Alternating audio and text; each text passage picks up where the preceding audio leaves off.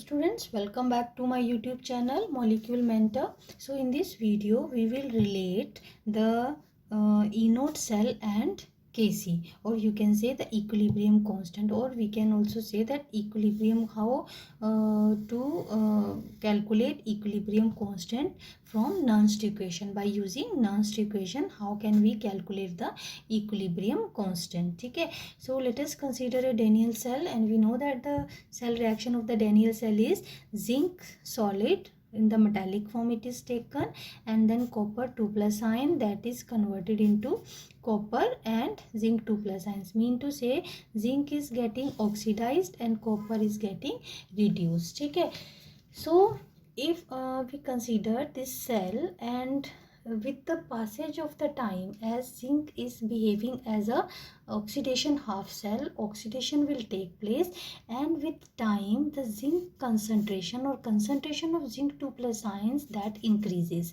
while copper is getting reduced.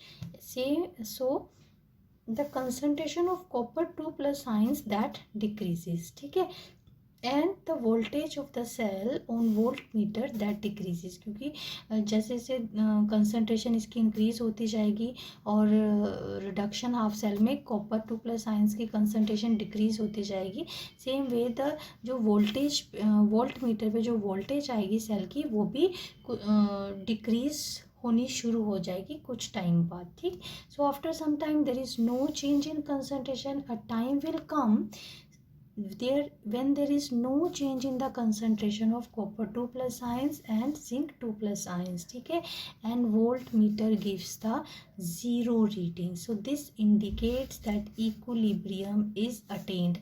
इसको हम graph से समझें तो आपको ज़्यादा अच्छे से क्लियर हो जाएगा. सी, this is the progress of the reaction.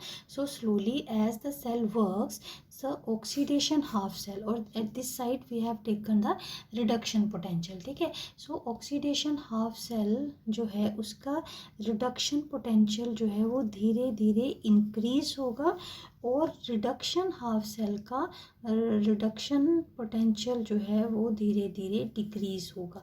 सो इसका इंक्रीज हो रहा है, इसका डिक्रीज हो रहा है, तो at stage will come when there is no change, और you can say the equilibrium is attained. At this state the concentration in both the half cells, और here we have taken the Daniell cells example. So concentration of zinc 2+ ions and concentration of copper 2+ ions that become constant. So there is no change. It means equilibrium has attained. ठीक, so at equilibrium, what is the condition at equilibrium?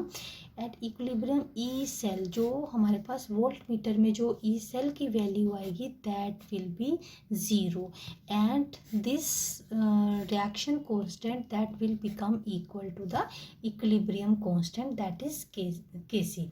ठीक है, यहाँ K लिख सकते हो या Kc भी लिख सकते हो इसको.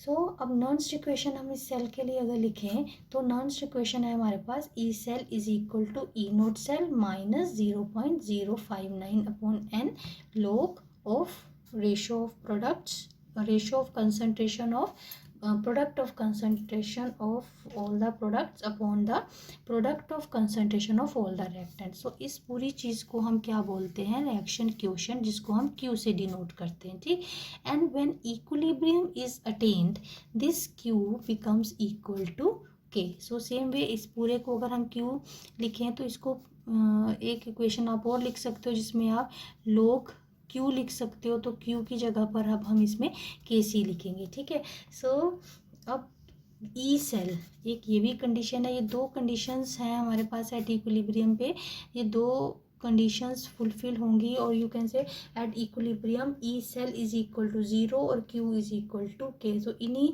दोनों कंडीशंस को हम यहाँ पर अप्लाई करते हैं. So E cell is 0 and Q becomes Kc. ठीक, दोनों को हमने पुट कर दिया, दोनों कंडीशंस को अप्लाई कर दिया, तो हमारे पास नेट इक्वेशन आ गई. अब ई सेल, हमने ई सेल को और इसको सोल्व कर दिया. E nought cell is equal to 0.059 upon n log Kc. So this is the equation which relates the E naught of the cell and the Kc, and this is very important equation for numerical purposes, where we can calculate the E naught of the cell from Kc, or you can say we can calculate Kc when E naught of the cell is given. ठीक है, so this is very again I am saying this is very important equation for numerical purposes. You can note it down. Then next relationship is the electrochemical cell and गिव्स energy. ठीक, अब हमने relation derive करना है between गिव्स energy and E nought cell में. ठीक, so work done. Let us start with the derivation of this relationship. Work done by the cell. ठीक, ये हमें पहले कैलकुलेट करना है. Let n Faraday charge be taken out of a cell.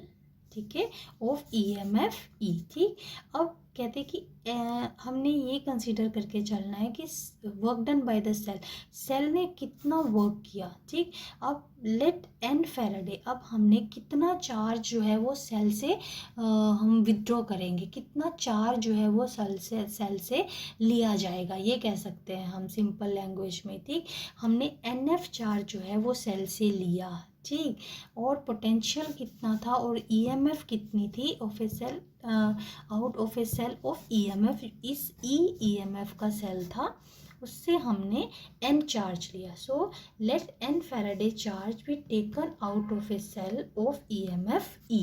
ठीक, उसकी EMF E थी और इतना चार्ज हमने उससे विथड्रॉ किया. तो हमारे पास वर्क डन क्या आ गया, NEF. Now this is important point. Work done by the cell is equal to the decrease in the free energy. ठीक, तो work done by the cell, जो हमने ऊपर वर्क डन कैलकुलेट किया है, वो जो सेल वर्क करता है that is always equal to the decrease in the free energy.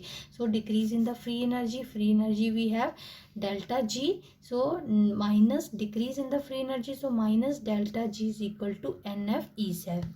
ठीक है, so in the activity if activity of all the reacting species that is taken as unity, तो E हमारे पास हो जाता है E naught. So that's why here we have converted it into the standardized equation. क्योंकि हमने, अगर हम इसको सारी reacting species की activity या उनकी concentrations को unity मान रहे हैं, तब हम E को E naught लेंगे और डेल्टा G को डेल्टा G naught लेंगे. तो overall expression जो हमारे पास आ गया that is delta G naught is equal to minus NF E naught cell. Again this is very important expression.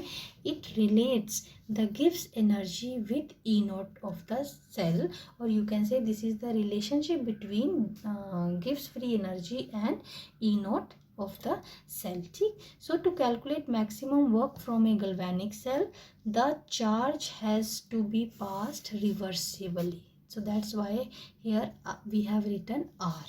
ठीक है, so this was the relationship between delta G naught and E naught of the cell. Next we have the relationship between delta G naught and K. ठीक है, अब delta G note और K के बीच में relation कैसे drive करेंगे. अभी पहले जो दोनों एक्सप्रेशंस हमने की हैं, दोनों एक्सप्रेशंस को हमने रीराइट कर लिया. ठीक है, तो ये हमारे पास आ गया KC और E नोट का रिलेशनशिप, और ये हमारे पास आ गया डेल्टा G नोट और E नोट सेल का रिलेशनशिप. अब इस एक्सप्रेशन में हमने E नोट सेल की ये वैल्यू पुट कर देनी है. ठीक, ये वैल्यू हमने यहाँ पर पुट कर दी in place of E nought of the cell. तो E nought of the cell में जब ये वैल्यू पुट करी तो आपका NF कट गया, और अब हमारे पास क्या आ गया, delta G nought is equal to minus 2.303 RT log of KC. Again this is very important expression which relates the equilibrium constant with delta G nought. ठीक है, सो हमने तीनों रिलेशनशिप्स हमने कर लिए.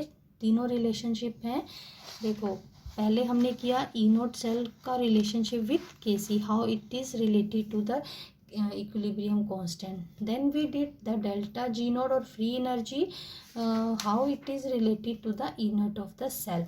Then we did the relationship between Gibbs free energy and equilibrium constant Kc. ठीक है, so these were the three relationships, very very important relationships for numerical purposes. Now two important points related to this. E cell is an intensive property. Note it down. E cell is the intensive property, whereas delta Rg is an extensive property. Hope you know about the intensive and extensive properties. ठीक है, and the value depends upon n. ठीक है, this is extensive property, this is intensive property, and the value of delta G that depends upon n. ठीक है, so now next is the relationship among E naught cell, delta G naught and K, and spontaneity of a redox reaction. ठीक है, let's see कि इन तीनों के criteria से हम कैसे जज कर सकते हैं whether the redox reaction is spontaneous or not. If E naught cell is positive, delta G naught is negative and K is greater than 1. ठीक है, for that favors the formation of the products. It means the reaction is spontaneous. Next criteria is if E naught cell is 0, delta G naught is 0 and K is equal to 1. ठीक है, K is equal to 1 means reactants and products, they are equally favored. Then we can say that equilibrium condition or state of equilibrium has reached. Next is if E naught cell is negative, delta G naught is positive and K value is less than 1. These three conditions that favors the formation of reactants. ठीक है, means reaction जो है वो backward जाएगी, that favors the formation of reactants, that will not proceed spontaneously. So that's all for this video.